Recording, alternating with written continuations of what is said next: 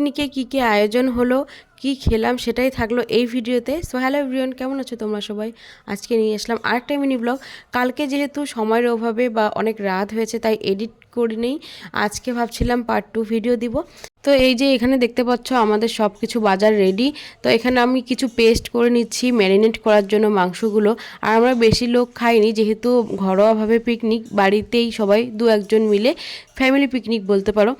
প্রথমবার আমি উনানে রান্না করছি, তবু এত লোকের। তো মাংস আমার রান্না হয়ে গেছে, এরপর একটা সবজি করছিলাম এখানে।